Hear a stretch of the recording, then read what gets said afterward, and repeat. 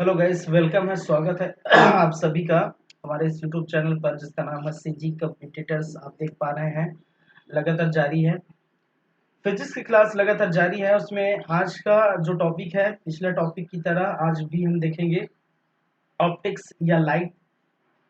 आज दूसरा पार्ट है, सेकंड पार्ट है, इसकी हम चर्चा करेंगे। चलिए, तो प्रकाश या ऑप्टिक्स में हम क्या क्या बातें कर रहे थे, परिचय हो चुका था। ठीक है, प्रकाश का परावर्तन कैसे हुआ था वो हम देख चुके थे।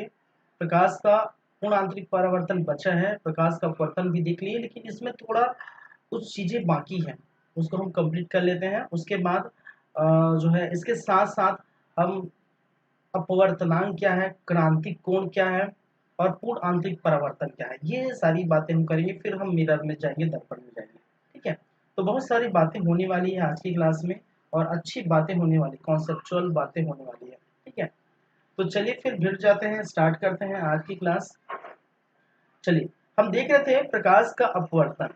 ठीक है, तो पहले इसको थोड़ा कंप्लीट कर लेते हैं, पिछले क्लास में थोड़ा अधूरा रह गया था। ठीक है, इसको हम क्या करते हैं, कंप्लीट कर लेते हैं। क्या है भाई साहब?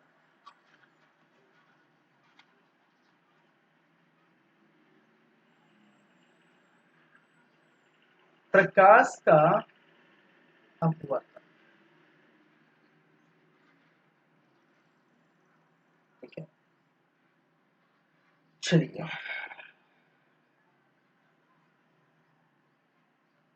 Refraction of light.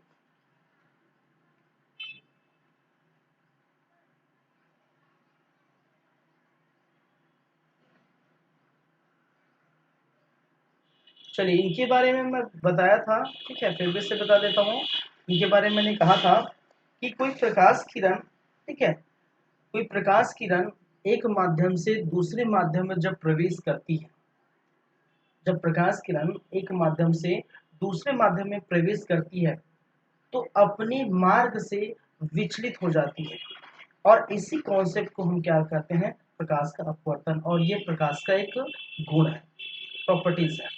ठीक है, तो मैंने क्या कहा,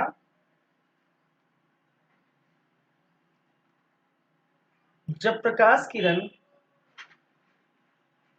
जब प्रकाश किरण एक माध्यम से,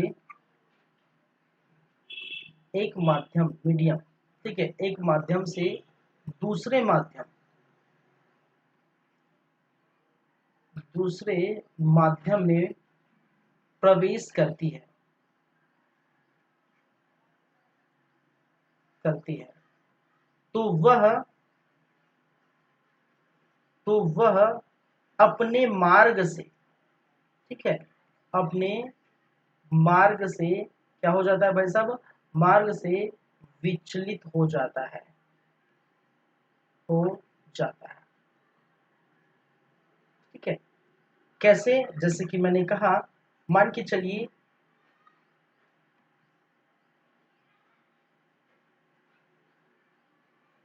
ये दो मैंने कंडीशन बताया। ठीक है, आपको याद होगा दो कंडीशन मैंने बताया है। पहले मैं, ये तो खैर बाद में लगाते, लेकिन पहले ही मैं लगा देता हूँ अभिलंब। ठीक है, पहले ही मैं अभिलंब बना देता हूँ। ठीक है, कंडीशन नंबर फर्स्ट, जब प्रकाश किरण, ये है आपका विरल माध्यम, ये है आपका विरल। देखिए, विरल माध्यम और सघन माध्यम दोनों में क्या अंतर है भाई साहब? विरल माध्यम कहने का मतलब मान के चलिए हवा है। ठीक है, विरल माध्यम कहने का मतलब है हवा है। हवा यहाँ पर विरल है, और मान के चलिए पानी है या कांच है, जो भी है, ये सघन है। विरल सघन से क्या समझते हैं? विरल का मतलब मैंने कहा था कि जिनकी कण दूर दूर है, कहने का मतलब अगर वायु में देखिए तो वायु में वायु की कण जो है दूर दूर है। ठीक है, घनत्व, इनकी घनत्व जो है क्या है, कम है। अगर घनत्व कम है तो प्रकाश तीव्र गति से जाएगा, ये मैंने बताया था। घनत्व यदि कम है तो हमने कहा था कि घनत्व इनडायरेक्टली प्रोपोर्शनल टू क्या है, वेलोसिटी ऑफ लाइट, प्रकाश की गति। तो कहने का मतलब है कि प्रकाश की गति कम होगी जब घनत्व अधिक होगा, लेकिन जब घनत्व कम होगा तो प्रकाश की गति और तेज हो जाएगी। तो इसी कारण से यहाँ पर यदि हम बात करें तो प्रकाश यदि इस माध्यम से आ रहा है, किस माध्यम से आ रहा है, विरल माध्यम से आकर वो प्रवेश करता है दूसरे माध्यम में। दूसरे माध्यम कहने का मतलब है, ये लाइन थोड़ा पीछे लग रहा है,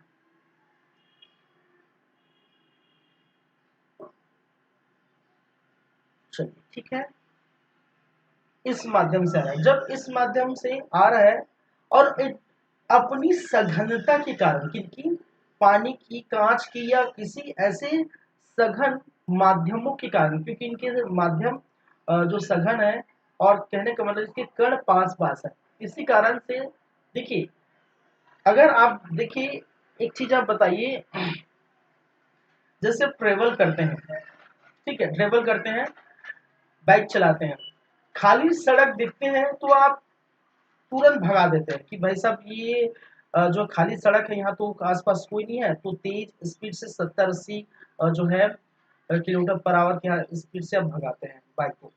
लेकिन वहीं अगर ट्रैफिक आ जाता है, ठीक है, वहीं अगर ट्रैफिक आ जाता है तो आप क्या हो जाता है, आपके बाइक की स्पीड स्लो हो जाती है। और जब बाइक की स्पीड स्लो हो जाती है और आप देखते हैं कि कहीं कहीं मुड़ के जाने का रास्ता है, ठीक है, एक बाइक को क्रॉस करके, ठीक है, किसी ट्रक को क्रॉस करके, इस प्रकार से मुड़ के शॉर्टकट जाके जो है आप निकलते हैं। तो वैसी स्थिति यहाँ भी होती है प्रकाश के साथ, ठीक है। ये तो आ रहा था स्पीड से, लेकिन जब देखे थे इनकी जो घनत्व वाली स्थान पर पानी है या कांच है, ठीक है, हम इसको पानी या कांच जो भी मान सकते हैं, ठीक है, जिसकी घनत्व अधिक हो, पानी है, कांच है, यहाँ पर इनकी सघनता ज्यादा है, जिसके कारण से प्रकाश जो है जिस स्थान पर जाना चाहिए था उस स्थान पर नहीं जाता, और क्या हो जाता है भाई साहब, वो अभिलंब की ओर झुक जाता है। क्या होता है, अभिलंब की ओर झुक जाता है। उसको एक्चुअल में जाना कहाँ था, उसको एक्चुअल में जाना कहाँ था भाई साहब, उसको जाना था इस तरफ, सीधी। और सीधी क्यों जाना था, क्योंकि हमने पढ़े हैं कि प्रकाश किरण सीधी रेखा पर गमन करती है। प्रकाश किरण सीधी रेखा पर गमन करती, तो सीधी रेखा पर जाना चाहिए था। ये तो क्या है, अभिलंब की ओर मुड़ गया, तो ऐसी स्थिति है। चलिए अब देखते हैं, और इसके बारे में मैंने बताया था कि आपतित किरण है, आपतित किरण है, ये अपवर्तित किरण है, अपवर्तित किरण है, ठीक है, ये आपका आपतन कोण है, आपतन कोण है, ये अपवर्तन कोण है, यहाँ से जो बनता है यहाँ पर ये है अपवर्तन कोण। ये चीजें आपको याद रखिए, चलिए कोई दिक्कत नहीं। अब बात करते हैं जब कंडीशन जस्ट अपोजिट हो। अपोजिट कहने का मतलब है, मान के चलिए ये सघन माध्यम है, अब इसको हम लेते हैं सघन माध्यम, ठीक है, चाहे वो कांच हो, ठीक है, चाहे वो पानी हो, चाहे कुछ भी हो जो जिसकी सघनता हो, एज कंपेयर टू किसके, विरल की। विरल कहने का मतलब है हवा, हवा से कंपेयर, हवा के कंपेयर से सघनता अधिक। तो वैसी स्थिति में क्या होगा, वैसी स्थिति में क्या होगा, ये आपका रे आ रहा है, आपका क्या आ रहा है भाई साहब, प्रकाश किरण इस माध्यम में प्रवेश करती है, ठीक है।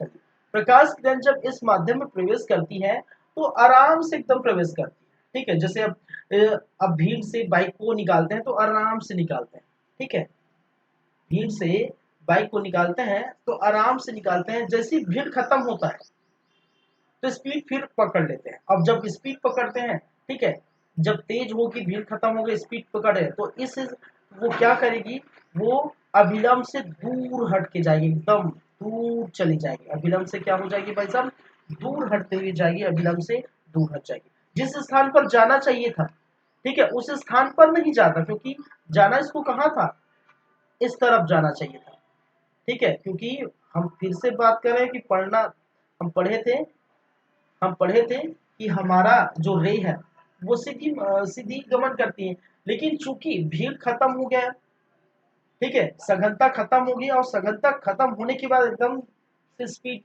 जो है पकड़ लिए, इसके कारण से ये अविलंब से दूर हट जाती है, ठीक है। तो ये चीजें हैं, ये पहले भी बताया था, अभी भी थोड़ा अलग से बता रहा हूँ। ये आपतित किरण है, ये है आपका आपतित किरण, ये है आपका वही अपवर्तित किरण, अपवर्तित किरण, ठीक है। ये है आपका आपतन कोण, आपतन कोण, ये आपका अपवर्तन कोण, यहाँ पर बनता है तो वो अपवर्तन कोण, ठीक है। तो कहने का मतलब है, जहां पिछले में लिखे हैं कि विरल माध्यम से सघन माध्यम में प्रवेश करती है प्रकाश किरण, तो अभिलंब की ओर झुक जाती है, लेकिन जस्ट अपोजिट उल्टा होता है, जब सघन माध्यम से विरल माध्यम में प्रकाश प्रवेश करती है तो अभिलंब से दूर हट जाती है। ये कारण इसलिए है क्योंकि स्पीड का ही कारण है, ठीक है। चलिए, इनकी अगर हम बात करें, ठीक है, प्रकाश के अपवर्तन के उदाहरण थोड़ी देख लेते हैं। प्रकाश के अपवर्तन के उदाहरण, क्या क्या उदाहरण है दैनिक जीवन में। चलिए,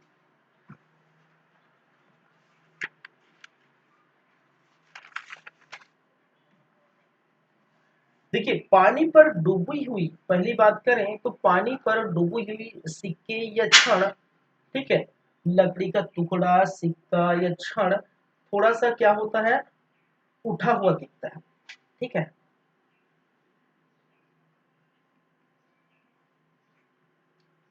पानी में डूबी हुई लकड़ी या सिक्का या छड़ कोई भी है, ठीक है, पानी में डूबी हुई लकड़ी, सिक्का या छड़ थोड़ा क्या होता है भाई साहब, थोड़ा उठा हुआ दिखता है, क्या होता है, थोड़ा उठा हुआ दिखता है, हुआ दिखाई पड़ता है, क्या करता है, दिखाई पड़ता है, ठीक है। ये इसके जो है उदाहरण है, ठीक है। एक उदाहरण है कि पानी में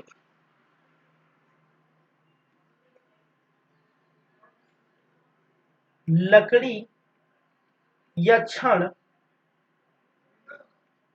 थोड़ा टेढ़ा दिखाई देता है, टेढ़ा दिखाई पड़ता है, दिखाई देता है, ये भी है। थर्ड नंबर की बात करें तो तारों का टिमटिमाना, तारों का क्या है, टिमटिमाना,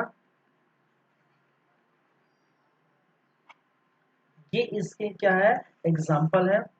सूर्यास्त के पहले और सूर्योदय के समय, ठीक है, सूर्यास्त के कुछ समय पहले और सूर्यास्त के कुछ समय बाद सूर्य क्या दिखा है, सूर्य जो है लाल दिखाई देता है। आप देखिए, याद रखिए, सूर्यास्त के पहले एवं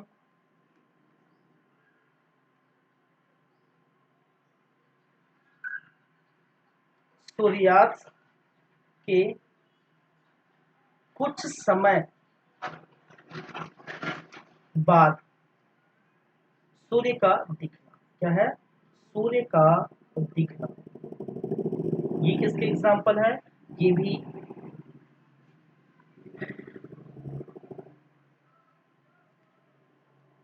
अपवर्तन के एग्जाम्पल है।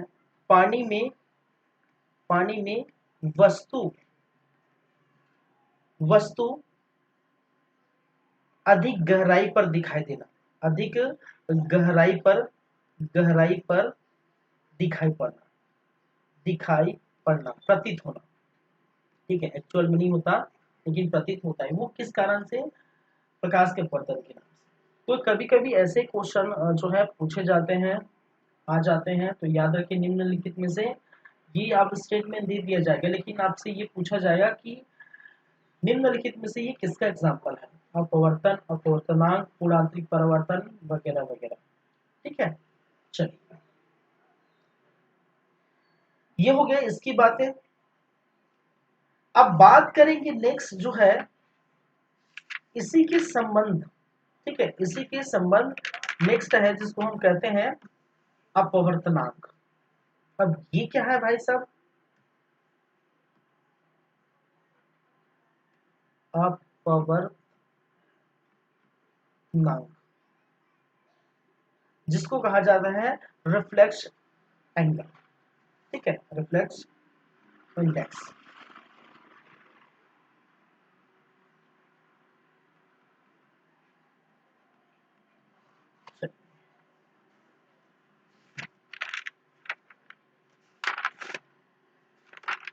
इसको समझेंगे अच्छी तरीके से। देखिए एक कंडीशन है, जैसे कि मैंने कहा, सॉरी इसको रिफ्लेक्टिव इंडेक्स बोलते हैं, रिफ्लेक्स नहीं, रिफ्लेक्टिव इंडेक्स, रिफ्लेक्टिव इंडेक्स।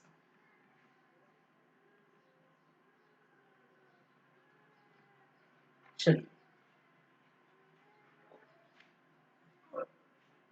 मान के चलिए ये है हमारा जो है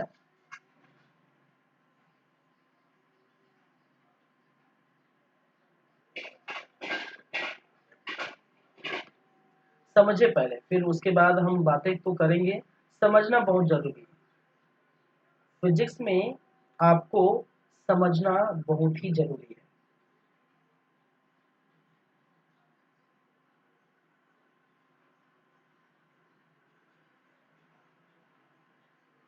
मान के चलिए ये है आपका कांच या ग्लास, जो भी है, और कांच ग्लास तो जानते हैं क्या होता है?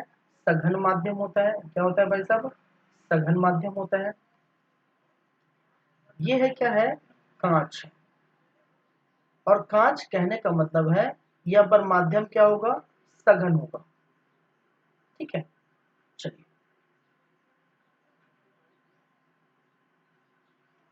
इसको मैं इधर लिखता हूँ क्योंकि यहाँ पर एक लाइन आएगा।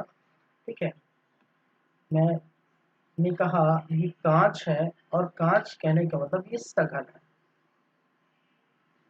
इस तरफ क्या है? हवा है, इस तरफ भी हवा है। इसका मतलब क्या है? ये विरल माध्यम है। और विरल और सघन मैंने बताया है। ठीक है, ये भी विरल माध्यम है, जहां पर इनकी कण दूर दूर है, कोई डिस्टरबेंस नहीं है। ठीक है, तो वो विरल होगा, लेकिन जिनकी कण पास पास है, ठीक है, वो क्या कहलाता है? सघन कहलाता है।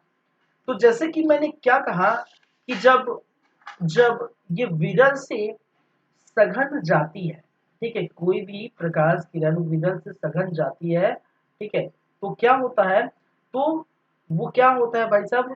वो अभिलंब की ओर झुक जाता है। जाहिर सी बात है, वो क्या होगा? अभिलंब की ओर झुक जाएगा। ये हमने पढ़े हैं, जस्ट इसके पहले पढ़े हैं, अभिलंब की ओर झुक जाता है। लेकिन जैसे ही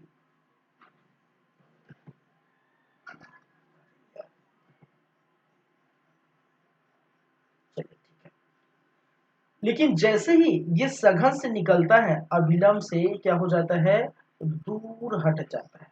क्या हो जाता है? ये दूर हट जाता है। ठीक है, ये यहां आया और फिर दूर हट के आगे निकल गया। अपवर्तनांक कहने का मतलब है किसी भी, समझे पर, किसी भी माध्यम में उनकी स्पीड को कैलकुलेट करना है, उनकी चाल को मापना है। किसी भी माध्यम में उनके चाल के अनुपातों को मापना है। ठीक है, कि हवा में उनके चाल स्पीड कितनी है, और या फिर सघन या फिर कांच में उसकी चाल कितनी है। ठीक है, तो कांच के सापेक्ष हवा में उसकी चाल कितनी है, या हवा के सापेक्ष कांच में आपके प्रकाश की किरण की चाल कितनी है, यही मापन क्या कहलाता है, अपवर्तनांक। और इसी अपवर्तनांक को हम डिनोट करते हैं, इसको डिनोट करते हैं म्यू से। ठीक है, किससे डिनोट करते हैं भाई साहब, म्यू से। ठीक है, ये है म्यू। ठीक है, इसी को हम क्या करते हैं, म्यू से डिनोट करते हैं। और इसको हम अगर बात करें तो निर्वात में प्रकाश का वेग बटे, इसका सूत्र अगर होता है तो निर्वात में प्रकाश का वेग, प्रकाश का वेग बटे बटे माध्यम में, किसी भी माध्यम में। ठीक है, माध्यम में प्रकाश का वेग, प्रकाश का वेग। हम माप क्या रहे हैं, अपवर्तनांक कहने का मतलब, देखिए ये बहुत कई बार ऐसे सुनने में आता है, अपवर्तनांक क्या है भाई साहब, ये बहुत बड़ी चीज है क्या। अरे ऐसा कुछ नहीं, बहुत बड़ी चीज नहीं है। बस इसको समझिए कि किसी माध्यम के सापेक्ष दूसरे माध्यम में उस प्रकाश की चाल या उस प्रकाश की स्पीड कितनी है, बस यही मापन करना क्या है, अपवर्तनांक। यही मापन करना क्या है, अपवर्तनांक है। ये याद रखेंगे। ठीक है, बहुत सिंपल सीधी सी बातें हैं। विभिन्न जैसे पदार्थों का अपवर्तनांक कितना होता है वो हम देखें, क्योंकि ये कई बार क्वेश्चन पूछा जाता है। अगर अपवर्तनांक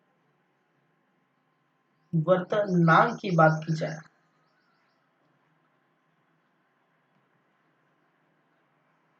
तो किसका किसका कितना होता है वो याद रखें। जैसे कि मैं यहां लिखूं, ठीक है, वायु वायु का अपवर्तनांक जो होता है वो लगभग 1 होता है। ठीक है, तो 1 मैं लिख लेता हूं।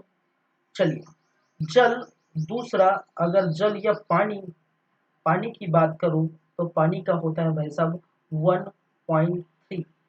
अपवर्तनांक को करते हैं किससे, किससे डिनोट करते हैं, न्यू से करते हैं। ठीक है, थर्ड, अगर हम एल्कोहल की बात करें, एल्कोहल, तो एल्कोहल से अगर गुजरती है तो 1.36 इसका होता है। फोर्थ की बात करें, केरोसिन, केरोसिन, तो केरोसिन की बात करें तो 1.44। फिफ्थ की बात करें, ग्लिसरीन या ग्लिसरॉल, ग्लिसरीन या ग्लिसरॉल, इसका होता है 1.47। बर्फ में, अगर बर्फ की बात करें तो बर्फ में 1.31। ठीक है, चलिए, कांच, क्राउन कांच, क्राउन कांच, और क्राउन कांच में ये होता है आपका 1.52। ठीक है, सेंधा नमक, सेंधा नमक, और सेंधा नमक में 1.52। और वहीं पर अगर अंतिम में हम बात करें, ठीक है, वहीं पर हम अंतिम में बात करें तो हीरा, हीरा में इसका अपवर्तनांक होता है 2.42। तो ये अपवर्तनांक के जो लिस्ट है वो आपको याद रखनी है, कई बार क्वेश्चन पूछा जाता है।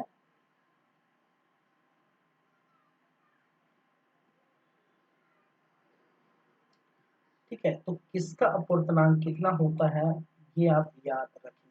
और समझ गए ना अपवर्तनांक क्या होता है। ठीक है, किसी दो माध्यम में हम कंपेयर करते हैं, ठीक है, उसकी स्पीड कितनी है।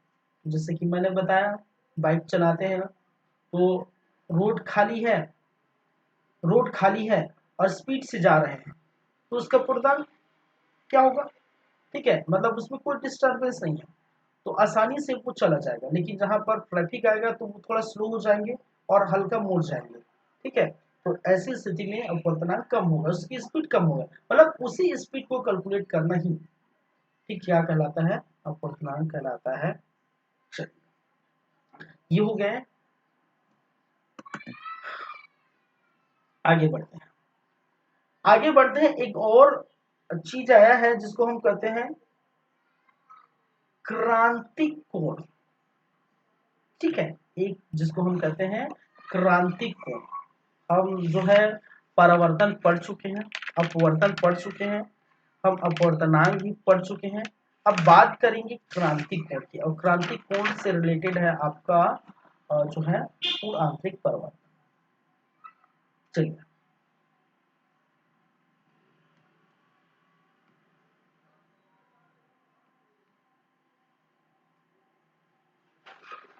क्या है क्रांतिक कोण, या जिसको कहा जाता है क्रिटिकल एंगल। क्या कहते हैं भाई साहब, क्रिटिकल एंगल, क्रांतिक कोण या क्रिटिकल एंगल। अब देखिए, इस क्रांतिक कोण या क्रिटिकल एंगल की बात करें तो मैं पहले परिभाषा लिख देता हूं। परिभाषा में हालांकि आपको जो है थोड़ा बहुत समझ आए या फिर ना आए वो अलग बात है, ठीक है, फिर भी से परिभाषा लिख देता हूं, क्योंकि ये परिभाषा ऐसा है कि कई बार ये समझ नहीं आता। ठीक है, कहना क्या चाहता भाई साहब, तो बाद में मैं समझाऊंगा, लेकिन परिभाषा मैं लिख देता हूँ। चलिए, जब प्रकाश किरण जब प्रकाश किरण सघन माध्यम से, समझेगा, सघन माध्यम से, जब प्रकाश किरण सघन माध्यम से विरल माध्यम विरल माध्यम में प्रवेश करती है,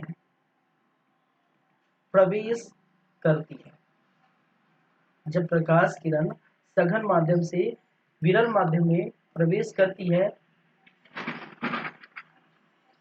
तो उनके अभिलंब के आपतन कोण का मान, ठीक है, आगे देखिए क्या है, तो उनके अभिलंब पर आपतन कोण का मान, आपतन कोण का वह मान, आपतन कोण का वह मान जिसके लिए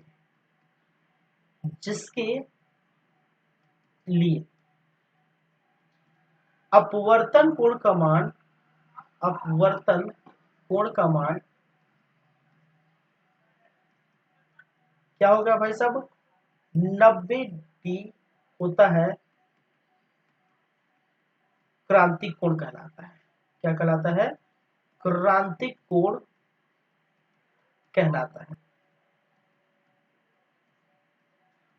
तो आपको समझ आया होगा, नहीं आया होगा अलग बात है, ठीक है, बस ये है डेफिनेशन, लेकिन मैं समझाऊंगा ये किस प्रकार से होता है, क्यों, किसको क्रांतिक कोण कहते हैं।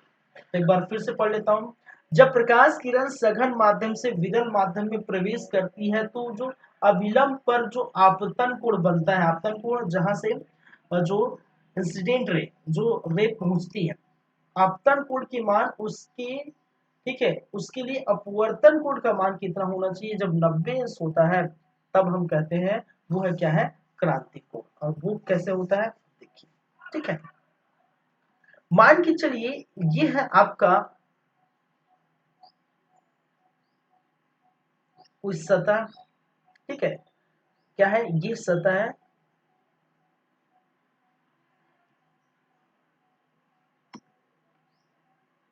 थोड़ा नीचे बना देता हूँ, स्पेस का भी दिक्कत रहता है,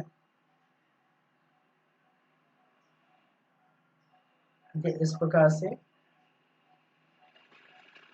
और इस प्रकार से।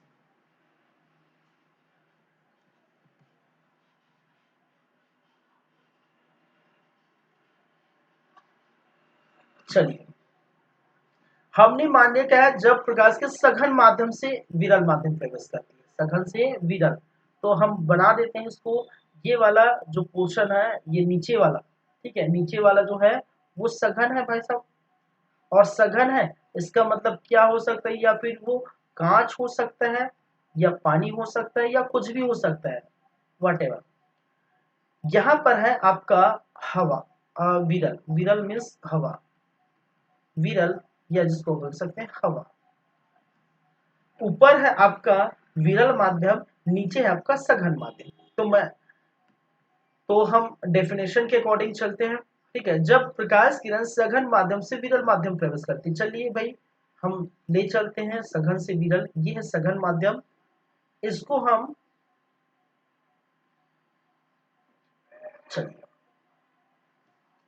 यहां से ये एंट्री करता है भाई साहब कौन, ये रे, प्रकाश रे, ठीक है, प्रकाश किरण, प्रकाश रे क्या करेगा, एंट्री करेगा सघन से विरल। जब सघन से विरल एंट्री करता है तो आप जानते हैं, ठीक है, आप जानते हैं अभिलंब से क्या हो जाता है, अरे अभिलंब से दूर हटता है कि पास आता है भाई साहब, क्या होता है, अभिलंब से दूर ही हटता है ना, ये है आपका अभिलंब, ये है आपका अभिलंब।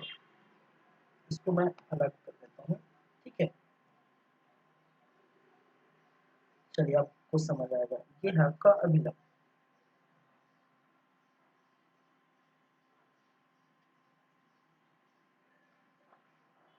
तो ये क्या होता है, अभिलंब से दूर हट जाएगा, यही चीज पढ़ रहे हैं, अभिलंब से क्या हो जाएगा, दूर हट जाएगा।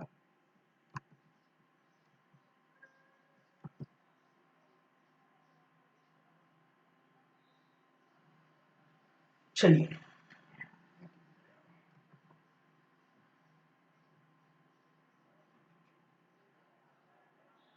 ये हुआ, अब समझिए। लेकिन जब ऐसी स्थिति आती है, जब हम इस प्रकाश किरण के, और जो अब इन्होंने क्या कहा है, तो उनके अभिलंब पर आपतन कोण का वह मान जिसके लिए अपवर्तन का कोण का मान 90 अंश हो। तो देखिए स्थिति कैसी बनती है, जब हम इस रे को, इंसिडेंट रे को, ठीक है, आप जो है आपतित किरण को, आपतित किरण को हम क्या करते हैं, थोड़ी पीछे खींचते हैं। पीछे खींचने का मतलब है, अब यहां से नहीं, हम गुजार के हम क्या करते हैं, थोड़ा इसको अगर जैसे जैसे हम इसको पीछे खींचते हैं, ठीक है, इस तरफ लाएंगे, जैसे जैसे हम पीछे खींचते हैं इस तरफ लाएंगे, ठीक है, वैसे वैसे वो क्या करता है, वो ज्यादा मुड़ता है, ठीक है, ज्यादा मुड़ता है, कहने का मतलब है ज्यादा वो जो है विलंब से और ज्यादा दूर हटती है। जैसे जैसे हम क्या करते हैं, आपतित किरण को हम इस तरफ से हम क्या करते हैं,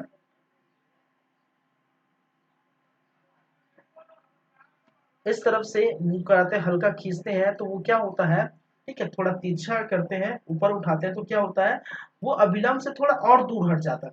और एक स्थिति ऐसी आती है, एक स्थिति ऐसी आती है कि वो इस जो आप देख रहे हैं, ये जो सरफेस का लाइन, उस सरफेस के लाइन में ये चली जाती है। एक स्थिति ऐसी आती है कि जो अपवर्तित किरण है, अपवर्तित किरण है उस सरफेस के लाइन में चली जाती है। इसका मतलब क्या है, यहां से यहां जो अभिलंब से, और ये एंगल जो बनता है अभिलंब से यहां तक जो एंगल बनता है, यही एंगल क्या कहलाता है, 90 डिग्री होता है। दिख रहा है, अरे 90 डिग्री तो ऐसे होता है भाई, यहां से यहां तक की जो है वो कितनी है, 90 डिग्री है। और जब 90 डिग्री की स्थिति होती है, जब हम रे को इस तरफ और खिसकाते हैं, इस तरफ हम क्या करते हैं, रे को और खिसकाते हैं, तो धीरे धीरे ऐसा होता है कि ये धीरे धीरे और अविलंब से दूर हटती जाती है। और एक स्थिति ऐसा आता है कि वो इस जो सरफेस है उसके अकॉर्डिंग हो जाता है, उसके जो है समानांतर हो जाता है, ठीक है, उसके समानांतर हो जाता है, पैरेलली हो जाता है। तो ये अभिलंब और ये जो है आपका जो अपवर्तित किरण है, ठीक है, अभिलंब और अपवर्तित किरण, इनके बीच जो एंगल जो बन रहा है वो कितना बन रहा है, 90 डिग्री बन रहा है। और यही जो पूरा क्या कहलाता है, क्रांतिक कोण कहलाता है। क्या कहलाता है भाई साहब, क्रांतिक कोण कहते हैं इसी को, ठीक है। चलिए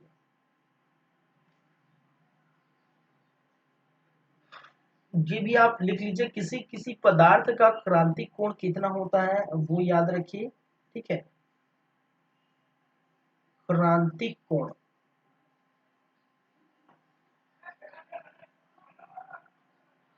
विभिन्न पदार्थों का क्रांतिक कोण, ये पूरा तो मैं नहीं लिखूंगा, स्पेस नहीं है, तो आप लिख लीजिए विभिन्न पदार्थों का क्रांतिक कोण।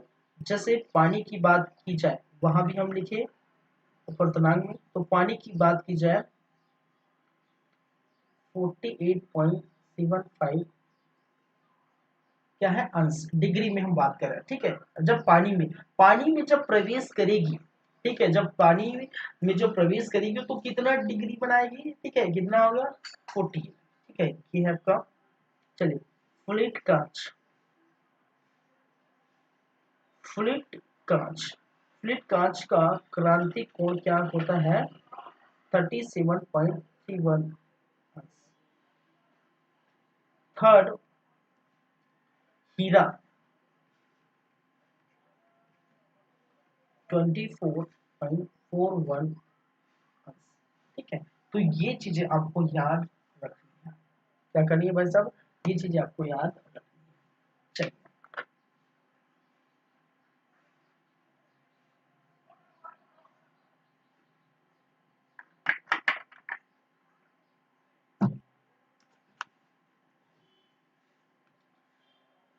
हो गई बातें, क्लियर है। चलिए, नेक्स्ट हमारा टॉपिक है पूर्ण आंतरिक परावर्तन। क्या है, टोटल इंटरनल रिफ्लेक्शन, पूर्ण आंतरिक परावर्तन।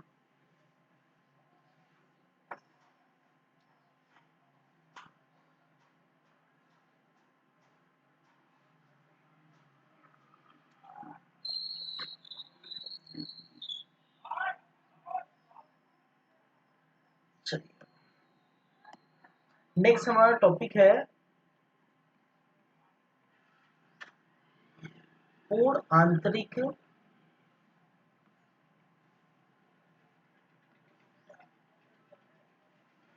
परावर्तन। पूर्ण आंतरिक परावर्तन, या जिसको बोला जाता है टोटल इंटरनल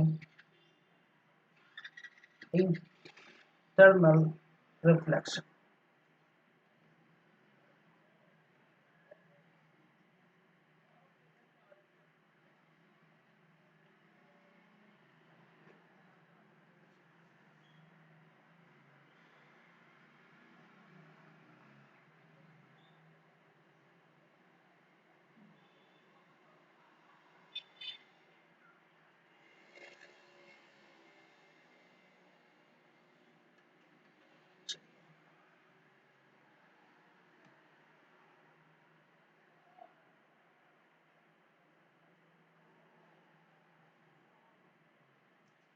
ठीक है, पहले इसकी परिभाषा लिख लेते हैं, फिर हम बात करेंगे आगे ये होता क्या है एक्चुअल में।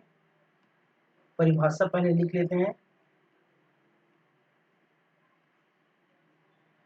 चलिए, जब प्रकाश किरण, जब प्रकाश किरण सघन माध्यम से, फिर से आएगा क्या माध्यम, सघन माध्यम से, जब प्रकाश किरण सघन माध्यम से विरल माध्यम, विरल माध्यम में प्रवेश करती है,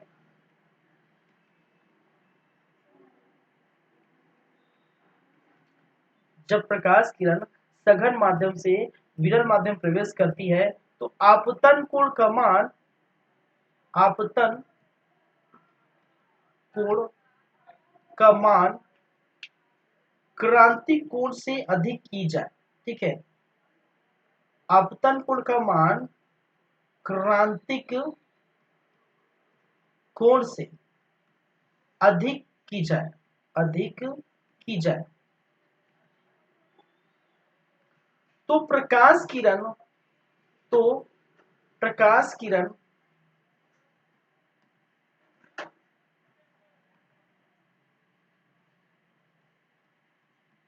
तो प्रकाश किरण विरल माध्यम में प्रवेश न कर विरल माध्यम में प्रवेश न कर सघन माध्यम में या उसी माध्यम में, सघन उसी या सघन माध्यम में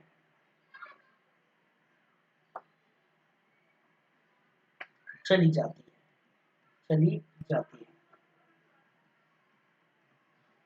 ठीक है, इसी को हम क्या कहते हैं, इसी को, ठीक है, प्रकाश का क्या कहा जाता है, पूर्ण आंतरिक परावर्तन कहते हैं। प्रकाश का पूर्ण आंतरिक परावर्तन कहते हैं भाई साहब। अब देखिए, मान के चलिए ये है आपका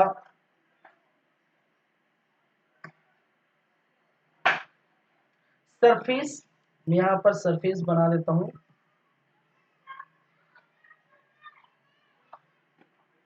ये आपका सरफेस, मैं यहां अभिलंब भी बना देता हूं पहले से ही। चलिए,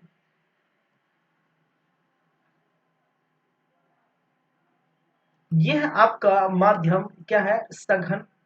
ये क्या है, इधर नीचे है आपका सघन माध्यम, और ये विरल। मैं बार बार नहीं बता सकता कि विरल क्या है, सघन क्या है। ठीक है, समझ सकते हैं ना, विरल क्या है, सघन क्या है। जब प्रकाश किरण, देखिए, जब प्रकाश किरण सघन माध्यम से विरल माध्यम में प्रवेश करती है, क्या है, सघन माध्यम से विरल माध्यम में प्रवेश करती है, ये सघन है, इस तरफ विरल। उन्होंने क्या कहा कि जब आपतन कोण का मान, यदि आपतन कोण का मान क्रांतिक कोण के मान से अधिक की जाए, ठीक है, क्या कहा है कि आपतन कोण का मान क्रांतिक कोण से अधिक हो जाए। कहने का मतलब है ये है आपका आपतन कोण, ये अभी फिलहाल क्रांतिक कोण क्या है, यहाँ पर इसी लाइन पर क्या है भाई साहब, क्रांतिक कोण। ये वाला लाइन क्या है, अभी मैं जस्ट ऊपर बना देता हूँ, भले आपको क्या दो लाइन दिखाई देगा इसीलिए। ठीक है, ये यहाँ यहाँ ये क्या है, क्रांतिक कोण है। हमने भी देखें, ये पूरा का पूरा क्या है, ये क्रांतिक कोण है। ठीक है, क्रांतिक कोण कहने का मतलब है 90 डिग्री। सॉरी, अब क्या करें, और हम आपतन कोण के मान को और बढ़ाते हैं। कहने का मतलब है ये है आपतन कोण का मान, ठीक है, ये है आपका क्या है, आपतन कोण। मान के चलिए आपतन कोण जितना भी है 45 डिग्री है, मान के चलिए, ठीक है, इसको और बढ़ाते हैं, 45 से 50, 60, 70 करते हैं। कहने का मतलब बढ़ेगा कब, बढ़ेगा कब, अरे भाई साहब बढ़ेगा कब, जब हम इसको, इस रे को और खिसकाएंगे इधर, रे को और इधर खिसकाएंगे तो इनके बीच जो है मान बढ़ गया। जाहिर सी बात है, रे को और इधर मूव करेंगे तो मान क्या है, ये थोड़ा बड़ा हो गया, बढ़ गया। किसका मान, ये तो बोल रहा है आपतन कोण का मान, ये सॉरी, ये आपतन कोण का मान ऑलरेडी बढ़ गया। जब आपतन कोण का मान ये बढ़ेगा, ठीक है, तो क्या होता है कि क्रांतिक कोण, ये रे तो भी क्रांतिक कोण है, तो क्रांतिक कोण के मान से अगर यदि आपतन कोण का मान बढ़ा दिया जाए तो एक स्थिति ऐसी आती है कि ये जो रे है इस तरफ न जाके, किस तरफ, विरल पर न जाके वो क्या होता है, वो सघन पर ही वापस लौट आता है। ठीक है, वो इसी माध्यम में सघन पर ही क्या होता है, लौट आता है, और इसी को हम कहते हैं पूर्ण आंतरिक परावर्तन। समझ रहे हैं मैं क्या बोल रहा हूं, जब आपतन कोण का मान क्रांतिक कोण के मान से बढ़ाया जाए, ठीक है, थोड़ा इसको दूर किया जाए, हल्का से इस रे को थोड़ा और ऊपर रखा जाए, तब एक स्थिति ऐसी आती है कि ये क्रांतिक कोण, तो ये क्रांतिक कोण से बढ़ जाता है और विरल पर न पहुंचकर वो फिर से क्या हो जाता है, उसी माध्यम में वापस लौट आता है। कहने का मतलब सघन से स्टार्ट किया और सघन में लौट आता है। ठीक है, जब आपतन कोण के मान को क्रांतिक कोण के मान से हम क्या करें, बढ़ाया जाए तो ऐसी स्थिति में ये चीज देखने को मिलती है। और इसी को हम क्या कहते हैं, इसी को हम क्या कहते हैं भाई साहब, इसी को हम कहते हैं पूर्ण आंतरिक परावर्तन। चलिए,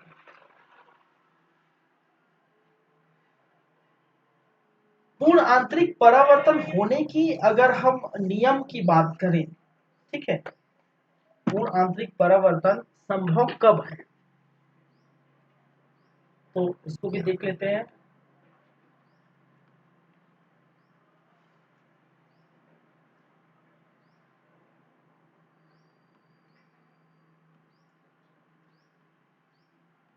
पूर्ण आंतरिक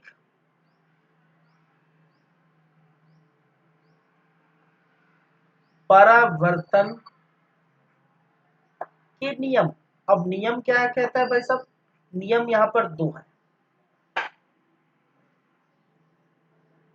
एक नियम क्या कहता है कि प्रकाश किरण हमेशा सघन माध्यम से विरल माध्यम में ही प्रवेश करनी चाहिए। ठीक है, नियम पहला क्या कहता है कि प्रकाश किरण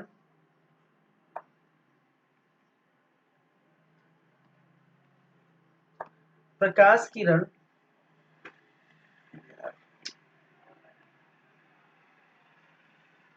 प्रकाश किरण हमेशा सघन माध्यम से विरल माध्यम में प्रवेश करनी चाहिए। आप देख रहे हैं, विरल माध्यम में प्रवेश करनी चाहिए, करनी चाहिए।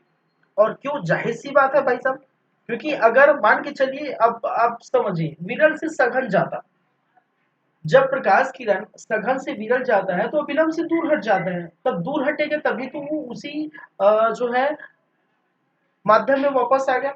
लेकिन जब विरल से सघन आता है तो वो क्या होता है, अविलंब की ओर झुक जाता है। जब अविलंब की ओर झुक जाएगा तो उसी दूसरे ही जो है क्या माध्यम में ही प्रवेश करेगी, अपने माध्यम में नहीं लौटेगी।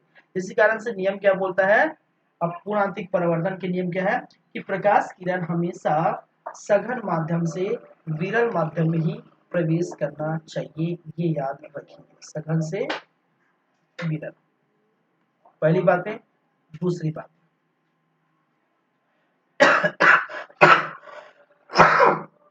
आपतन कोण का मान हमेशा क्रांति कोण से अधिक होनी चाहिए। आपतन कोण का मान हमेशा क्रांति कोण से अधिक होनी चाहिए, हमेशा क्रांतिक कोण के मान से अधिक होनी चाहिए, अधिक होनी चाहिए। कहने का मतलब है कि आई थीटा सी, थीटा सी क्या है, ये है आपका क्रांतिक कोण। क्रांतिक कोण को हम जो है डिनोट करते हैं थीटा सी, और ये है आपका जानते हैं आई आपतन कोण। आपतन को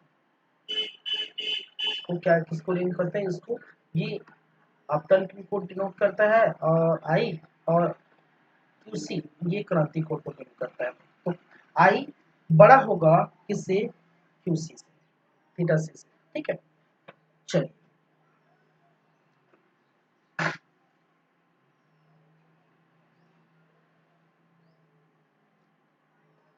अब पूर्ण आंतरिक परावर्तन के उदाहरण भी देख लेते हैं।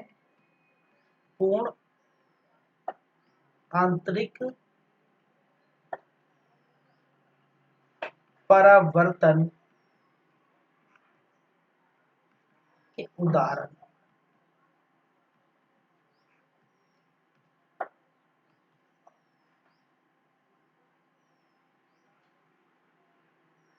चलिए, पूर्ण आंतरिक परावर्तन के उदाहरण नंबर 1, हीरे का चमकना, हीरे का चमकना, ये इसका एग्जाम्पल है। कांच की दरार का चमकना,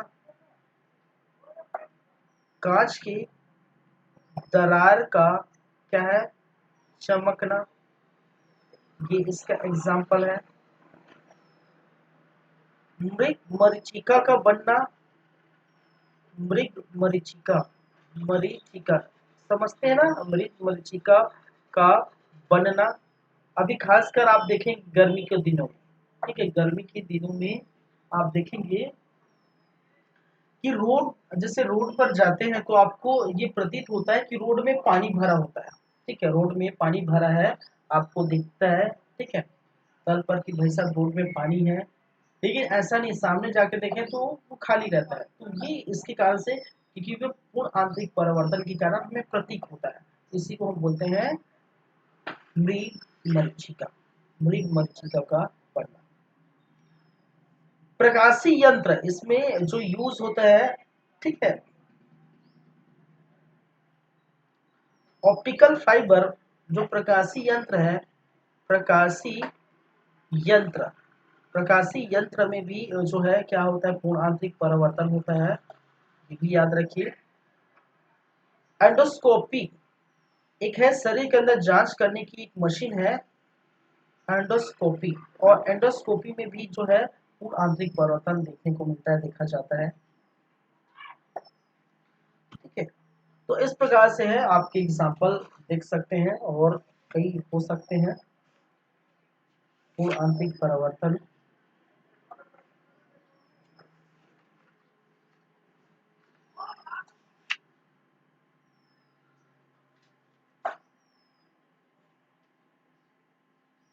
चलिए जो भी है, तो दो चार एग्जाम्पल आप लिख लीजिए। तो ये थे आपके पूर्ण आंतरिक परिवर्तन और उनके एग्जाम्पल। तो इसका मतलब यहाँ पर देखे थे,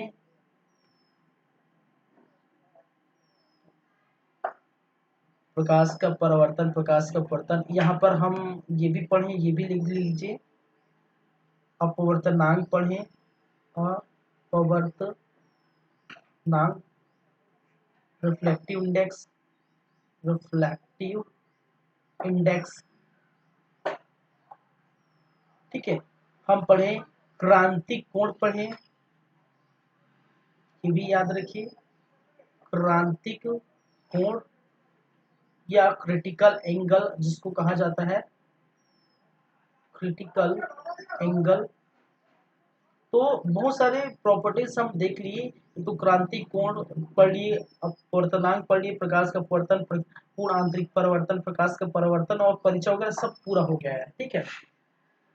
अब हम चलते हैं कहां पर, हम स्टार्ट करेंगे, दर्पण की बात करेंगे, मिरर की बात करेंगे, ठीक है।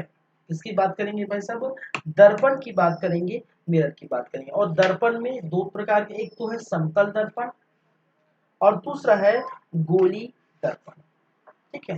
एक है समतल दर्पण और दूसरा है गोली दर्पण।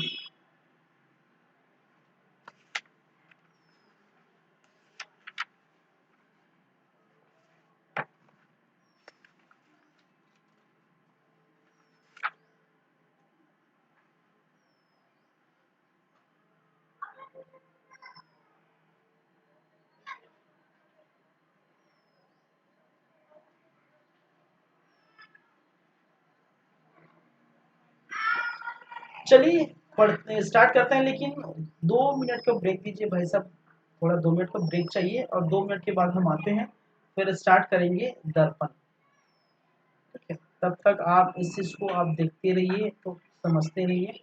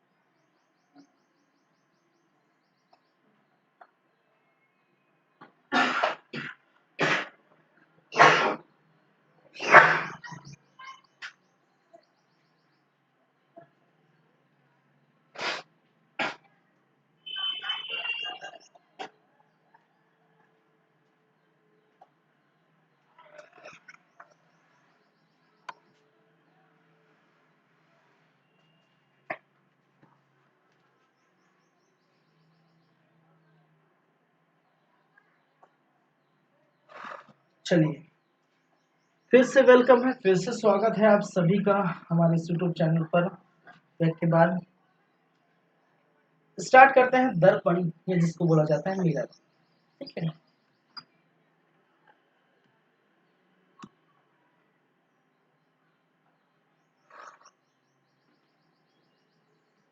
दर्पण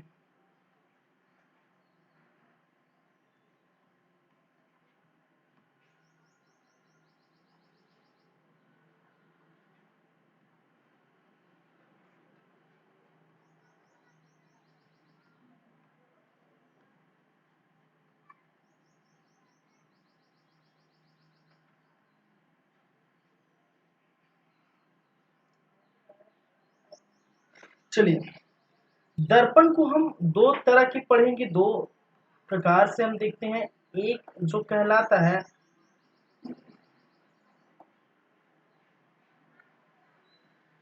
एक जिसे हम कहते हैं समतल दर्पण, समतल दर्पण भाई साहब, या जिसको कहते हैं प्लेन मिरर।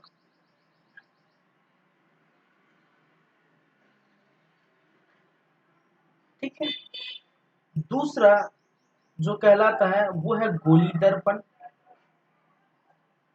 क्या है? गोली दर्पण।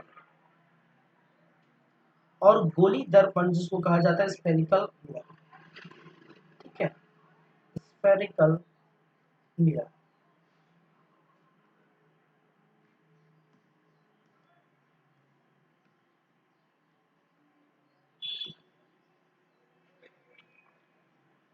चलिए, गोली दर्पण और समतल दर्पण।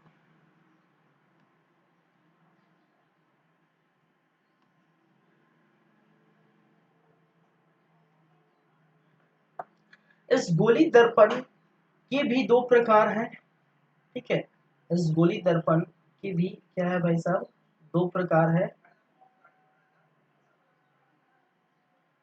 एक जिसे हम कहते हैं उत्तल दर्पण, उत्तल दर्पण, या जिसे कहा जाता है कॉन्वेक्स मिरर, कॉन्वेक्स मिरर। और दूसरा जिसे कहते हैं अवतल दर्पण, अवतल दर्पण, जिसे कहते हैं कॉन्केव मिरर।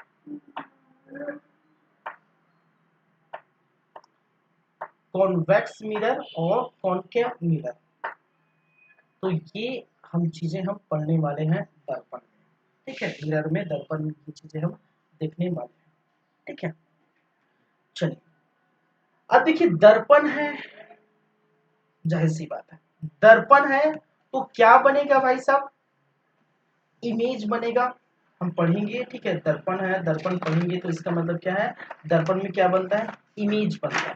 ठीक है, तो एक इमेज होता है जिसको हम बोलते हैं वास्तविक इमेज, और दूसरा इमेज जिसको बोलते हैं क्या इमेज,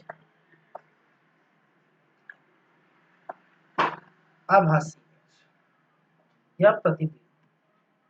ठीक है, हम बात करेंगे थोड़ा प्रतिबिंब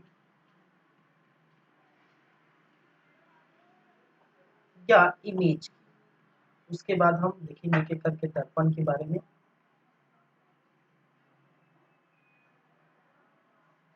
प्रतिबिंब इमेज कहने का मतलब कि कैसे बनता है। ठीक है, कैसे बनते हैं, तो दो परावर्तित किरणें जब टकराती है या मिलती है तो किसका निर्माण होता है, इमेज का निर्माण होता है। ठीक है, हम देखेंगे जब दो परिवर्तित किरणें टकराती है, टकराती या मिलती है तो प्रतिबिंब बनता है, प्रतिबिंब बनता है।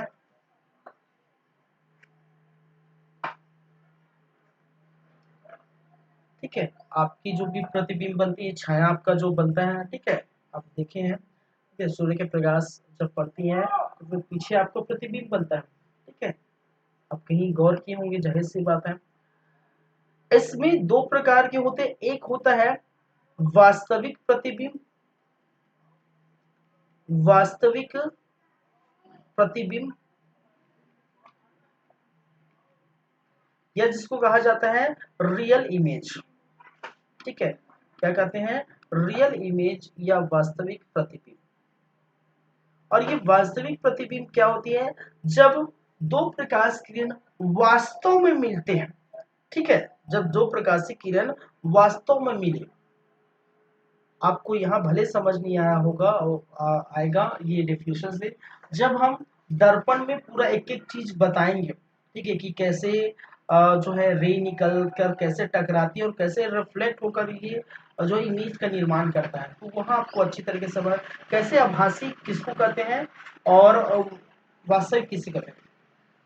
ठीक है, वास्तविक कहने का मतलब देखिए ऐसे होता है ना कि वास्तव में जो घटना घट रही है हमारे सामने, ठीक है, आप दो चीज गौर किए होंगे, ठीक है, अपनी दैनिक जीवन में। देखिए मैं जो भी फिजिक्स है या फिर जो भी है साइंस में, तो दैनिक जीवन का ज्यादा एग्जांपल जो है जो है सुटेबल करता है। दैनिक जीवन की बात करें तो दैनिक जीवन में ऐसा आप समझते हैं ना कि देखते होंगे आपके सामने जो घटनाएं घटित होती है, जो आप आंखों देखा घटनाएं घटित होती है, उसको आप क्या मानते हैं, वास्तविक घटनाएं, भाई साहब ये मेरे सामने हुआ। लेकिन आप क्या करते हैं, कई बार कोई घटना किसी दूसरे के मुंह से सुनते हैं, हालांकि वो हुआ है, हालांकि वो हुआ है, लेकिन दूसरे की घटना से दूसरे के मुंह से वो घटना सुनते हैं, तो मान के चलिए वो आभासी है। मैं एज एग्जाम्पल समझा रहा हूँ, ठीक है, कि दूसरे से जो सुनी हुई घटना को आप जो है आभासी मानिए और रियल आप जो देख रहे हैं वो वास्तविक मानिए। वैसे भी यहाँ पर होता है दर्पण में, ठीक है, तो दर्पण के सामने जो आपकी प्रतिबिंब बनती है या किसी वस्तु का प्रतिबिंब बनता है वो वास्तविक होता है। और दर्पण के जो पीछे, पीछे तो हम दिखाई नहीं देता, पीछे तो पॉलिशदार है ना, पॉलिश बना होता है, ठीक है, आप पीछे देख सकते हैं क्या, दर्पण में आप देखते हैं तो आपके सामने ही दिखाई देता है, पीछे क्या है वो दिखाई नहीं देता, ठीक है। और पीछे अगर बनती है प्रतिबिंब तो दिखाई नहीं देता, लेकिन हम मानते हैं बनता है, फिजिक्स में हम मानते हैं बनता है, तो वो बनता है तो वो वास्तविक नहीं है, वो आभासी है, इमेजिनरी है, इमेज कर रहे हैं, ठीक है। बोलते हैं कि मान लीजिए इमेज के लिए मैथ्स में भी मानते हैं आप लोग, ठीक है, मैथ्स में भी मानते हैं ना, भी इसके वैल्यू मान के चलिए एक्स है, इसकी वाई है, ठीक है, जो भी है, चलिए, तो वो जब आगे आएगा तो और अच्छी तरीके से पता चलेगा। तो मैंने क्या कहा, जब दो किरणें, दो परावर्तित किरणें वास्तविक रूप से टकराती है या मिलती है, ठीक है, जब दो परावर्तित किरणें वास्तविक रूप से टकराती है या मिलती है, तो उसे क्या कहते हैं भाई साहब, तो उसे वास्तविक प्रतिबिंब कहते हैं, रियल इमेज कहते हैं, ठीक है, वास्तविक प्रतिबिंब कहते हैं,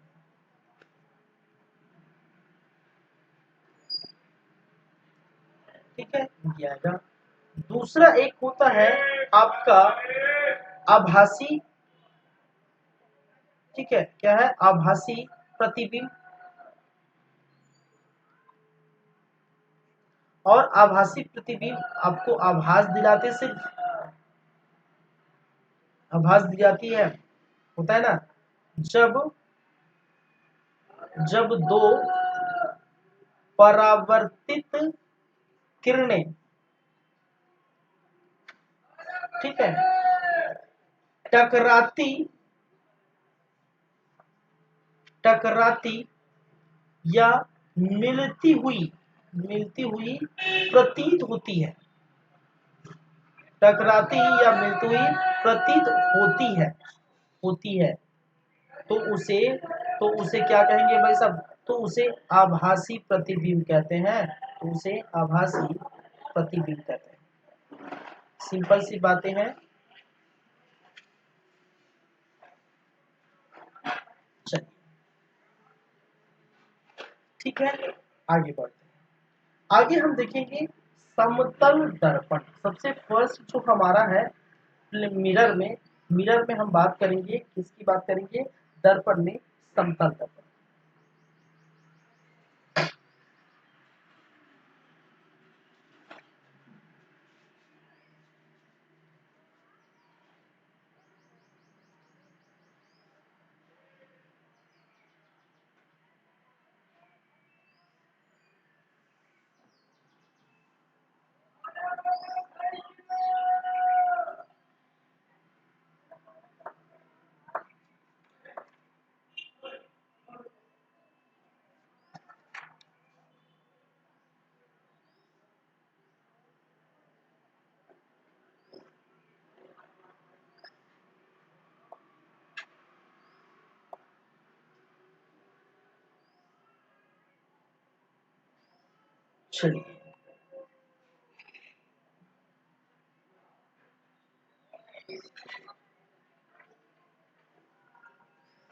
चलिए बात करते हैं समतल दर्पण। सॉरी। अब देखिए समतल दर्पण,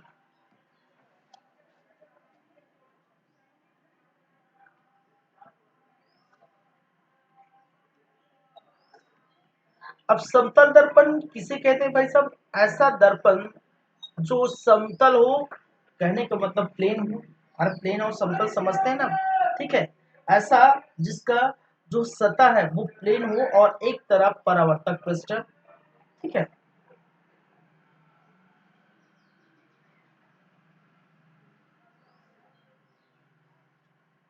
चलिए इसको हम कैसे डिफाइन करेंगे, ऐसा दर्पण जो क्या हो, समतल हो, समतल हो, ठीक है। नाम से स्पष्ट है भाई, ज्यादा कुछ करने की जरूरत नहीं है। अब देखिए जैसे कि यहाँ पर मान के चलिए ये दर्पण है, समतल दर्पण, ठीक है। अब समतल है तो आपको कैसे दिखेगा, ठीक है, कैसे दिखेगा, ऐसे दिखेगा, एक लाइन टाइप, ये दर्पण है। और एक तरफ जो है आपके क्या होते हैं, परावर्तक पृष्ठ होते हैं, ठीक है। एक होता है जो पॉलिशदार होते हैं और एक परावर्तक पृष्ठ होते हैं, ठीक है। ये है इधर जो है क्या है, पॉलिश लगा हुआ है, याद रखिए क्या है, ये पॉलिशिंग किया हुआ है, ठीक है, पॉलिश लगा हुआ है।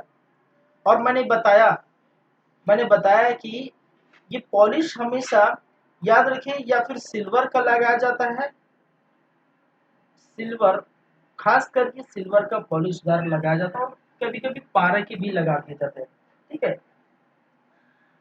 सिल्वर और का जब लगाया जाता है तो पूरी तरह से रिफ्लेक्टर जो है परावर्तक अच्छे से होता है, ठीक है। सिल्वर सबसे अच्छा परावर्तक पृष्ठ कहलाता है, ठीक है। सिल्वर जो है सबसे अच्छा परावर्तक पृष्ठ कौन कहलाता है भाई साहब, सिल्वर, तो इसलिए सिल्वर का परावर्तक लगाया जाता है। आप देखेंगे ये पढ़ने के बाद आप जो है जाके ग्लास देखें, अपने जो है दर्पण देखेंगे, ठीक है, कहाँ पर, घर में तो होगा सबके पास।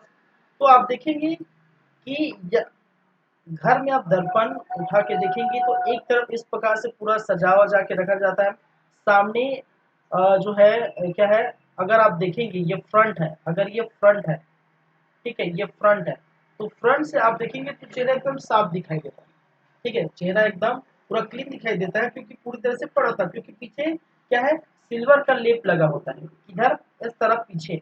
अब पीछे तो आप दिखाई नहीं सकता मैं, ठीक है, पीछे तो दिखाई नहीं सकता भाई साहब, थ्री इतना ही है तो पीछे दिखाई नहीं सकता, तो पीछे जो है लेप लगा हुआ है, सामने आप देख रहे हैं फ्रंट।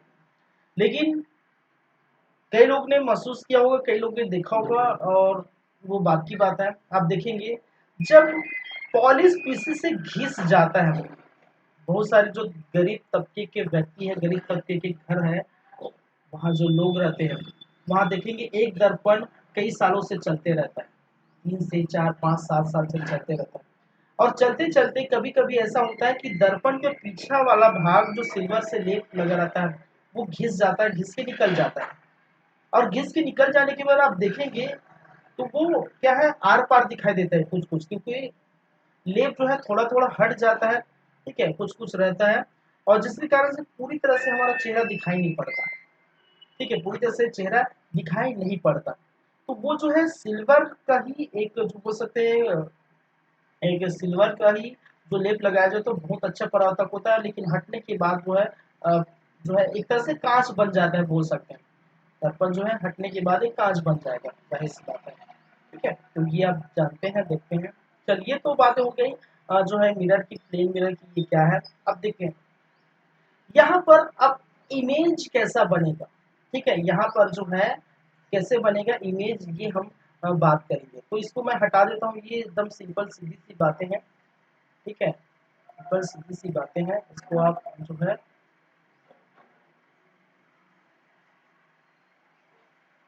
चलिए, यहाँ पर इमेज अब कैसा बनेगा।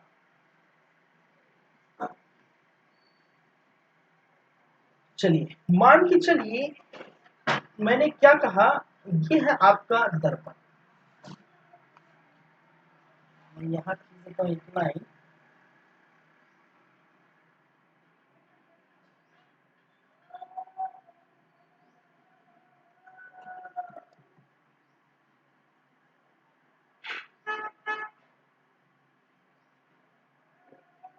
चलिए, ये है आपका क्या है भाई साहब, दर्पण, ठीक है। और दर्पण के सामने यहाँ पर, इसको ले लेता हूँ कलर, ठीक है, दर्पण के सामने इस स्थान पर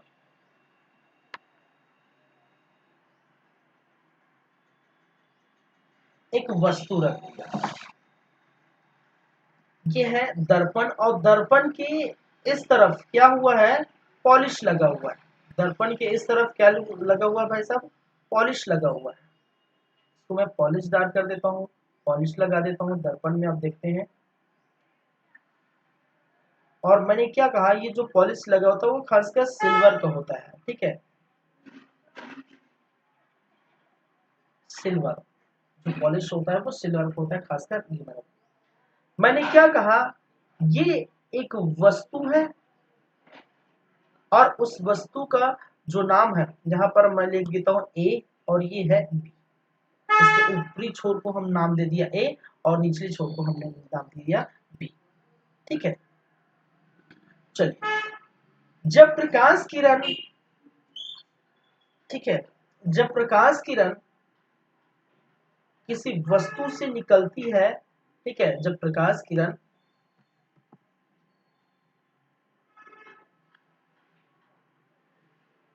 इस प्रकार सीधी निकलती है, ठीक है, और निकलने के बाद इसके हम सूत्र वगैरह देखेंगे। खैर पहले मुझे बताना चाहिए था, लेकिन खैर बाद में मैं बताऊंगा, तो याद रखिए। जब प्रकाश किरण सीधी रेखा में गमन करती हैं और ये पैरेलली किसी से जो है टकराती है, ठीक है, पैरेलली किसी से जो है डायरेक्ट टकराती है, तो टकराने के बाद प्रकाश किरण वो अपनी ही दिशा में क्या होता है, लौट आता है। ये पहला चीजें आपको देखने को मिले। मैंने क्या कहा, जब प्रकाश किरण सीधी रेखा में गमन करती है और टकराती है, टकराने के बाद वो उसी दिशा में वापस लौट आता है, ठीक है, उसी दिशा में वापस लौट आता है। लेकिन जब प्रकाश किरण इस प्रकार से तिरछी जो है जाके टकराएगी, ठीक है,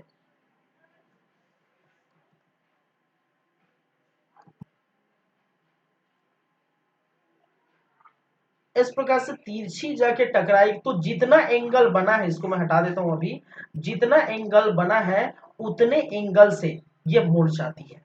जितना एंगल, क्योंकि यहाँ एंगल नहीं बना था, एकदम सीधी थी, ठीक है, एकदम सीधा था, ठीक है, जब सीधा है तो सीधा ही जाके टकराएगा, लेकिन हल्का से तिरछा हो गया तो जितना एंगल से टकराएगी उतना एंगल से ये वापस आएगी, ठीक है। अब जानते हैं प्रकाश के जो है नियम उसके बारे में, ठीक है। अब तिरछा, आप देखिए, अगर दीवार है, मान के चलिए दीवार है, दीवार पर लाइट पड़ रहा है, प्रकाश पड़ रहा है, तो वो क्या है, वो आपको एकदम जो है गोलनुमा संरचना दिखता है कि यहाँ भाई सब यहाँ पड़ा, लेकिन थोड़ा सा हम तिरछा कर देंगे तो प्रकाश यहाँ से टकराएगी, फैलाव यहाँ इधर होगा, फैलाव थोड़ा दूर होता है, तिरछा रहता है तो प्रकाश का फैलाव क्या होता है, थोड़ा दूर होता है। ठीक है, दीवार पर अगर टकराती है और तिरछा होता है तो फैलाव दूर होता है, लेकिन स्ट्रेट होता है तो फैलाव जो है उसी के आसपास रहता है, क्योंकि टकरा कर वापस खुद आएगा। तो जितना ये एंगल ये टकराएगी, जितना एंगल से मान के चलिए 30 डिग्री से टकराएगी, 40 डिग्री से टकराएगी, तो उतने एंगल से क्या करेगा भाई साहब, उतने एंगल से ये वापस क्या होगा, वो चला जाएगा। ठीक है, उतने एंगल से क्या हो जाएगा, ये वापस उसी दिशा में, कहने का मतलब है ये चला जाएगा। ठीक है, ये किसका है, यहां से जाकर टकराकर यहां वापस आ रहा है। पहले क्या होता था कि यहीं से टकराया सीधा जा रहा है तो वापस आ गया, यहीं से टकराया सीधा जाया वापस आ गया। अगर हम इसको लेते हैं, हम यहां से टकराते हैं,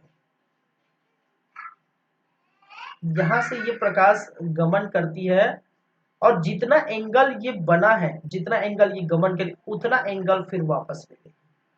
ठीक है, जितना एंगल ये गमन किया है, जितना टकराया है, उसी एंगल बनाकर, ठीक है, लगभग तो बनाया हूं मैं, वैसी नहीं बनाया कि नहीं भाई, तो लगभग जितना एंगल ये बना रहा है उतने एंगल से, ठीक है, जितना एंगल कौन सा है, ये वाला बना रहा है, उतना एंगल ये भी बनाएगा, जितना एंगल ये वाला बना रहा है उतना एंगल ये भी बनाएगा। ठीक है, समझ रहे हैं ना मेरी बातें। ठीक है, उतने एंगल में ही टकरा कर ये वापस। ठीक है, अच्छा, अब हम यदि बात करें, इसको हम मिलाते हैं, इसको मिलाते हैं, कहने का मतलब है ये वाला जो,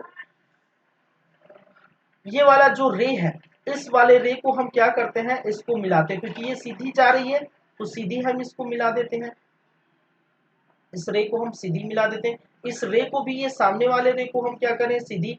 हम ये समझते हैं ना कि ये रे सीधा जा रहा है, हम ये समझ रहे हैं कि ये रे सीधा जा रहा है।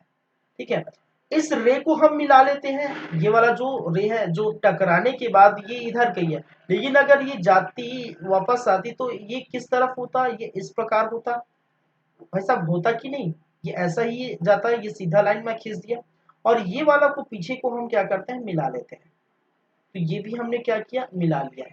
ठीक है, और दोनों डॉट को, ये वाला जो पॉइंट को और दोनों डॉट को हम क्या करते हैं, यहाँ पर मिला देते हैं। ठीक है, क्या किया हमने, इस दोनों डॉट को यहाँ पर मिला लिया।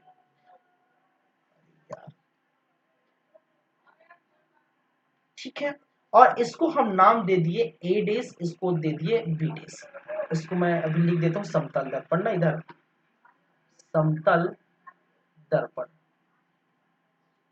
ठीक है, इसको नाम दे दिए हमने ए डेस और दूसरा दे दिए बी डेस। ठीक है, चलिए, तो ये क्या है भाई साहब, दर्पण, ये क्या है, ये है वस्तु है, ए डेस बी डेस की जो है क्या है, वस्तु है, और वस्तु का जो बना प्रतिबिंब कौन है भाई साहब, प्रतिबिंब कौन है, प्रतिबिंब कौन है, प्रतिबिंब है ए डेस बी डेस। अब इसमें आप क्या बताएंगे, इसमें ये बताएंगे कि प्रतिबिंब, प्रतिबिंब, पहली बात है, ठीक है, मैं इधर लिख देता हूं, पहली बात है कि प्रतिबिंब कहां बना, प्रतिबिंब कहां बना। ठीक है, क्या प्रतिबिंब आभासी बना कि प्रतिबिंब वास्तविक बना, प्रतिबिंब सीधा बना कि उल्टा बना, प्रतिबिंब वस्तु के बराबर बना कि वस्तु के से बड़ा बना, वस्तु से बराबर बना कि वस्तु से बड़ा बना। ये चार जो आप जो चीजें देखेंगे, वो जितना है अप्लाई मैं उत्तल दर्पण अवतल दर्पण भी करूंगा, ये तो समतल दर्पण। कि प्रतिबिंब कहाँ बन रहा है, ये जवाब आपको देना है। दूसरा जवाब, प्रतिबिंब क्या वास्तविक बन रहा है या आभासी बन रहा है, ये जवाब देना है। क्या प्रतिबिंब सीधा बन रहा है कि उल्टा बन रहा है, ये जवाब देना है आपको। और ये चौथे नंबर प्रतिबिंब क्या वस्तु के बराबर बन रहा है या वस्तु से बड़ा बन रहा है या वस्तु से छोटा बन रहा है। ठीक है, ये भी है, वस्तु के बराबर बन रहा है, बड़ा बन रहा है या छोटा बन रहा है। तो आप देख सकते हैं यहां से एनालाइज करके कि देखिए प्रतिबिंब कहां बन रहा है, प्रतिबिंब बन रहा है पर्दे के पीछे। अरे पर्दे के पीछे कहने का मैं भाई साहब दर्पण के पीछे, पर्दे मतलब दर्पण के पीछे। किसके पीछे, दर्पण के पीछे। दर्पण के पीछे बन रहा है, बना कि नहीं भाई साहब। ये दर्पण है, इधर पॉलिशदार है और पॉलिशदार के पीछे बना है, मतलब अगर दर्पण ऐसा रखा हूं और उसके पीछे क्या मैं देख सकता हूं, बन तो रहा है लेकिन आभास हो रहा है। ठीक है, तो बन जरूर रहा है लेकिन क्या मैं देख सकता हूँ, नहीं देख, क्योंकि पॉलिशदार के पीछे बना है। ठीक है, तो दर्पण के पीछे बनेगा। अब देखिए वास्तविक बन रहा है कि आभासी बन रहा है। ठीक है, तो देखिए जब मैं बात करता हूं ये दर्पण जब सीधा बनता है, यहां पर देखिए दर्पण कैसा बनेगा, दर्पण बनेगा सीधा बनेगा। ठीक है, दर्पण कैसा बनेगा, सीधा बनेगा। सीधा क्यों बने, जैसा ए है वैसे आप अगर देखते हैं, मान के चलिए दर्पण के सामने जाते हैं तो नाक तो वहीं रहता है, सर तो वहीं रहता है, उल्टे थोड़ी हो जाते हैं भाई, उल्टा नहीं हो जाते ना, उल्टा तो नहीं हो जाते ना। ठीक है, सीधा ही दिखाई देता है। ठीक है, सीधा ही दिखाई देता, तो वहां पर पीछे जो दिखाई देगा वो क्या दिखाई देगा, सीधा ही दिखाई देगा। और याद रखिए, हमेशा याद रखिए इस बात को, इस बात को कभी मत भूलिए, हमेशा याद रखिए जब भी सीधा दिखाई देगा, जब भी सीधा दिखाई देगा वस्तु आभासी दिखाई देगी। जब भी वस्तु सॉरी जब भी जो है वस्तु सीधा होगा, उसका प्रतिबिंब मतलब सीधा होगा, तो वो हमेशा हमेशा क्या होगा, आभासी बनेगा, आभासी ही बनेगा, इमेजिनरी बनेगा, रियल नहीं बनेगा, रियल नहीं बनेगा। तो जब भी सीधा दिखाई दे रहा है इसका मतलब वो आभासी बन रहा है, और आभासी बन रहा है आप जानते हैं क्योंकि दर्पण के पीछे है, और दर्पण के पीछे मैंने क्या कहा, एक यहाँ पर आभासी प्रतिबिंब के बारे में बताया था। जब दो परावर्तित किरणें टकराती है या मिलती है और ऐसा प्रतीत होता है तब हम उसे क्या कहते हैं, आभासी प्रतिबिंब। अरे टकरा रही, एक यहाँ से और एक यहाँ से, इधर से टकरा कर ये जो दो बिंदु को हम मिलान किए हैं और यही टकरा कर क्या है हमें दिखाई दे रहा है। ठीक है, यही टकरा रहा है और यही टकराने के बाद हमें क्या है प्रॉपर दिखाई दे रहा है, मतलब दिखाई नहीं दे रहा है, कहने का मतलब टकरा रहा है ऐसा प्रतीत हो रहा है। जब प्रतीत हो रहा है तो इसका मतलब क्या है, आभासी है, क्योंकि पर्दे के पीछे या फिर कहने का मतलब दर्पण के पीछे बन रहा है। तो जब भी याद रखिए सीधा बनेगा तो आभासी ही बनेगा। ठीक है, अब देख कर मुझे बताइए कि वस्तु कैसा बन रहा है, प्रतिबिंब कैसा बन रहा है, वस्तु के से बड़ा बन रहा है, वस्तु के बराबर बन रहा है या वस्तु से छोटा बन रहा है। तो आपको दिखाई दे रहा होगा ये वस्तु के बराबर बन रहा है। जितनी बड़ी वस्तु है उतना बड़ा क्या बन रहा है, आपका प्रतिबिंब बन रहा है। ये याद है, लेकिन हाँ ये याद रखिए, यहाँ पर दो चीजें याद रखिए, समतल दर्पण में दो चीजें याद रखिए कि क्या बोलने वाले थे यार, हाँ दो चीजें याद रखिए समतल दर्पण में। एक चीज है कि ये कि अगर वस्तु, ठीक है, वस्तु आप जैसे कि मैं दर्पण में सामने देख रहा हूं तो उसका जो पार्श्वल, जो बोलते हैं पार्श्व, जिसको बोलते हैं हिंदी में क्या बोला जाता है, पार्श्व। ठीक है, उल्टा जिसे पार्श्व बोलते हैं ना, कहने का मतलब ऊपर से नीचे नहीं, दाएं से बाएं। कहने का मतलब हमारा जो है राइट, आप दर्पण देखते हैं तो राइट जो है आपका दायां हाथ, आपको बायां हाथ नजर आती है, बायां हाथ दायां नजर आती है, देखते हैं आप इमेज किए हो, अपने बाल को ऐसे किए होंगे मान के चलिए, तो दर्पण में राइट साइड दिखाई देता है। ठीक है, तो मतलब राइट जो है लेफ्ट दिखाई देता है, लेफ्ट राइट, इसको बोलते हैं पार्श्व उल्टा। ठीक है, पार्श्व, ठीक है पार्श्व उल्टा, तो वैसे दिखाई देता है इसमें समतल दर्पण। तो ये आपको क्या करनी है, याद रखनी है। ठीक है, चलिए और दूसरी बात है, जब वस्तु की पूरी जो है इमेज हमें देखनी है, ठीक है, वस्तु जितनी भी जैसे मेरा पूरा इमेज देखना है, ठीक है, मेरा पूरा इमेज देखना है। मान के चलिए मैं 5 फीट का इंसान हूँ, मान के चलिए मैं 5 फीट का इंसान हूँ, मेरा पूरा इमेज देखना है।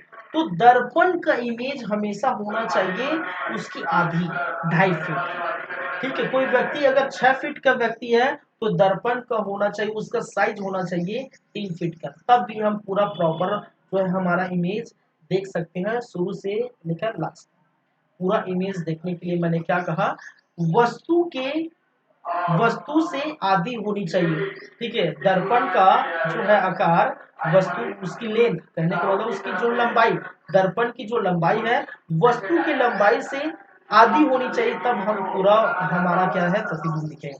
तो ये याद रखिए, समतल दर्पण में प्रतिबिंब कैसा बनता है, आभासी बनता है कि सीधा आभासी बनता है कि वास्तविक बनता है, सीधा बनता है कि उल्टा बनता है, बराबर बनता है कि छोटा बनता है कि बड़ा बनता है। ठीक है, तो ये देखिए प्रतिबिंब जो है पर्दे के पीछे बन रहा है, आभासी बना, सीधा बना, बराबर बना, यही क्वेश्चन में आता है, कई क्वेश्चन में नहीं आता। क्वेश्चन में यही आता निम्नलिखित में से समतल दर्पण में प्रतिबिंब बनता है पर्दे के पीछे, पर्दे के आगे, या कहने का मतलब दर्पण के पीछे, दर्पण के आगे, उनके सामने, आभासी बन रहा है, वास्तविक बन रहा है, ऐसे ही क्वेश्चन आपसे पूछे जाते हैं। तो अगर आप ऐसा समझ सकते हैं, इस चीज को समझ जाएंगे, तो जाहिर सी बात है ये आसान होगा। ठीक है, क्योंकि ये चीजें दिखाई दे रहा है क्या क्या हो रहा है। ठीक है, चलिए, एक्चुअली यहाँ सामने मैदान है और मैदान में आज जो है टूर्नामेंट स्टार्ट हुआ है, मैच, क्रिकेट मैच, और इसी कारण से जो है ये भी स्टार्ट हो गया भाई साहब, लाउड स्पीकर।